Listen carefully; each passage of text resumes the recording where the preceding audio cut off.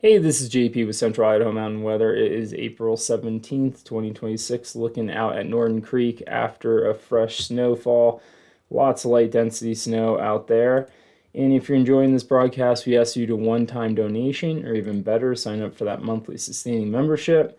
We're going to have really cold temperatures to start the day and another freeze warning for tomorrow morning. By Sunday, we should be out of it. Hopefully your fruit trees did better than mine. I think we're done with getting plums for the year after this hard freeze today. We're gonna have a mix of sun and clouds for the weekend. We'll get more into that down the forecast, and the weekend's going to remain pretty dry. Next precip is expected Tuesday night. So looking around morning temperatures, we are in the upper teens to low 20s and down in Haley. This is freezing up on me. And then Ketchum, we are in the teens. And then as we travel north, the summit, Titus is at 3 degrees right now. Vienna, 3, 4 degrees. Pretty cold out there in the single digits for April. Looking at temperatures in the valley. So like I said, we had hard freeze today. Tomorrow morning, we're going to wake up in the 20s again. By Sunday morning, it looks like we're hovering around 32 and then above freezing for the next 7 days. So, as far as planning goes, you can try to take that risk if you want.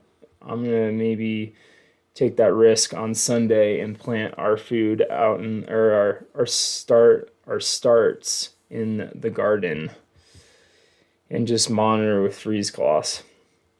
All right, looking at the satellite imagery this morning, we have that low to our east that brought us that new snow. The jet stream's kind of doing this today.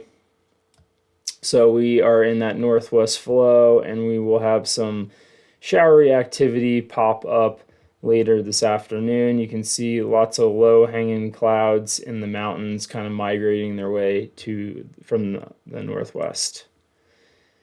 Show you to her here. Really not too much to talk about, but this afternoon you can see these pop-up showers happening. Mostly it's going to be in the eastern mountains, but don't be surprised to see some light flurries out there. Not really amounting to much. And then Saturday we're going to be in high pressure. So let's kind of get into that. Here's that jet stream coming down here with northwest flow today. As that pushes out later today, you can see this ridge of high pressure builds for the weekend. And then we have this low that's kind of making the same pattern as all these other ones before, but now is going to be kind of blocked by that high pressure and kind of diverted for a few days and turns into a closed low. So what that will do for us this weekend, it's just going to spin out here in the Pacific and churn up cloud coverage. So we're not going to have a splitter weekends. The temperatures are going to progressively get warmer towards next week with the southwest flow abroad and the high pressure, but we will be getting clouds coming in from that low. And it's not until about Tuesday where that low comes on shore, and it's a little further to the south of us, so still models aren't really in total agreement. Does look like it's going to be a warmer storm, so we might have wetter snow with that and not as dry as this last system was. Looking at some of the MBM models for that storm, Bench Lakes possibly picking up about a half inch of water, but if you look down at the snow, that doesn't really equate to much, so that's telling me it's going to be pretty wet and heavy. If we look at the temperatures, it's going to be above freezing, so probably a lot of white rain mixing between rain and snow throughout that storm, at least for that elevation. And then looking a little better for Williams Peak, but really not that much. This is looking like it's going to be a pretty wet storm. So we'll see. Those temperatures could change a little bit.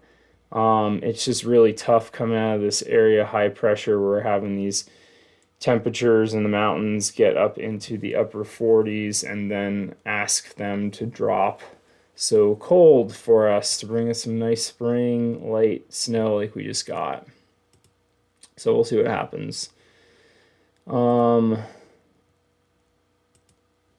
That's not going to do us any good. So the long-term models kind of flipped the temperatures a little bit more towards above normal, whereas a few days ago this was all showing below. So we're playing the temperature game this spring. The good news is we are still sitting at normal or above normal for precip to wrap up the month of April.